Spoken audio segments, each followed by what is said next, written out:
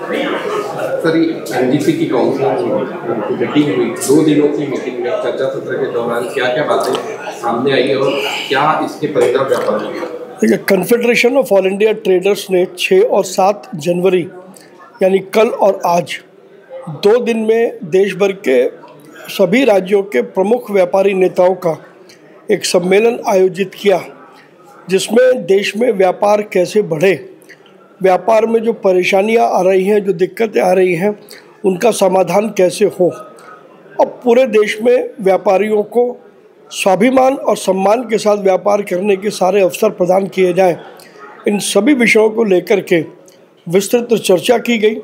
सभी राज्यों से लगभग 150 से अधिक प्रमुख व्यापारी नेताओं ने भिन्न भिन्न समस्याओं पर पूरी मीटिंग का ध्यान आकृष्ट किया और ये तय किया कि चाहे वो क्विक कॉमर्स हो, चाहे वो ई कॉमर्स हो, या फिर एफएमसीजी या किसी और वर्टिकल की कोई भी कंपनी हो, जो भी हमारे रिटेल इकोसिस्टम को डिस्ट्रॉय करने की कोशिश करेगा, देश के 9 करोड़ व्यापारी पूरी ताकत से उसका विरोध करेंगे और किसी भी हालत में भारत का रिटेल बाज़ार हम दूसरे किसी के हाथ में जाने नहीं देंगे।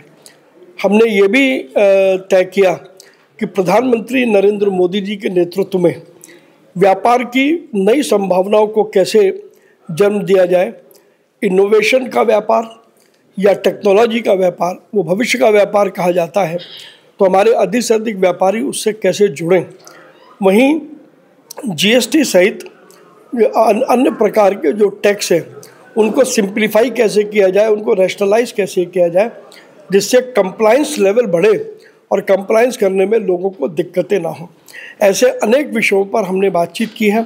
गांव-गांव तक कैट के ढांचे को और कैसे मजबूत किया जाए, इस पर भी चर्चा की है और मुझे पूरी उम्मीद है कि आने वाले समय में एक सकारात्मक परिणाम निकलेंगे और भारतीय व्यापार में, भारत की अर्थव्यवस्था में व्यापारियों की जो महत्वपूर्ण भूमिका है वो और मजबूत होगी।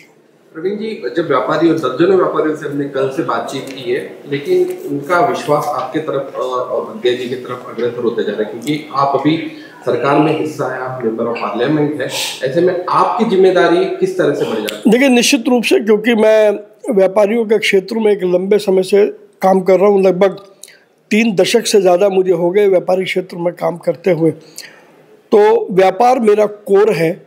इस नाते से बहुत स्वाभाविक है कि देश के व्यापारियों को मुझसे बहुत उम्मीदें हैं और मैंने भी ये संकल्प लिया है कि मैं जीवन में कुछ भी बन जाऊंगा, लेकिन अपने अंदर के व्यापारी को मरने नहीं दूंगा। और इसलिए व्यापार की जो समस्याएं हैं, चाहे वो केंद्र सरकार के स्तर पर हो या राज्य सरकारों के स्तर पर हो, हम एक एक समस्या का तार्किक समाधान करेंगे। हम ये भी तय करेंगे कि केंद्र व राज्य सरकारों को राजस्व की हानि ना हो, बल्कि उसमें राजस्व में वृद्धि हो। लेकिन दूसरी तरफ देश भर के व्यापारियों को व्यापार करने में असुविधाओं का न सामना करना पड़े और व्यापारी क्योंकि ऑनरेरी टैक्स कलेक्टर है, तो टैक्स कलेक्टर का दर्जा उसे कैसे मिले, जिससे वे वो सम्मान और स्वाभिमान के साथ देश में अपना व्यापार करें और विदेशी कंपनियां किसी भी हालत में देश के रिटेल व्यापार पर कब्जा ना कर पाएँ। वो मेरी जिम्मेदारी है और मैं यथासंभव अपनी जिम्मेदारी का निर्वाह करूंगा। श्रुति जी ने भी खुदरा व्यापार को लेकर एक गहरी चिंता जताई है। आपकी भूमिका बढ़ जाती है सारी चीजों को देखते हुए। 90 लाख लोग बेरोजगार होने के मार्ग पर है, उन्होंने ऐसे जताया। किस तरह से अभी आगे की भूमिका है? देखिए, हमने बहुत स्पष्ट कहा है, जिस कंपनी की ये कोशिश है उस कंपनी को हमने बहुत सख्त शब्दों में चेतावनी दी है कि कोई ऐसा काम ना करें जिससे हमारे डिस्ट्रीब्यूशन फ्रेटर्निटी का इकोसिस्टम खराब हो। यदि कोई भी ऐसी कोशिश करेगा तो उस ऐसी कोशिशों का देश के व्यापारी मुंह तोड़ जवाब देंगे। 2 दिनों का मीटिंग था, सफल हुआ? निश्चित रूप से सफल हुआ है।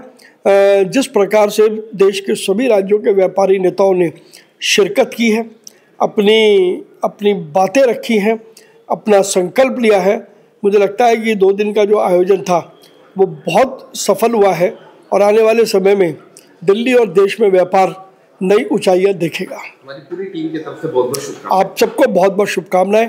आप सब यहाँ पर आए, आपने हमारा मान बढ़ाया और हमारा साथ दिया। आपके सहयोग के लिए मैं आभारी हूँ।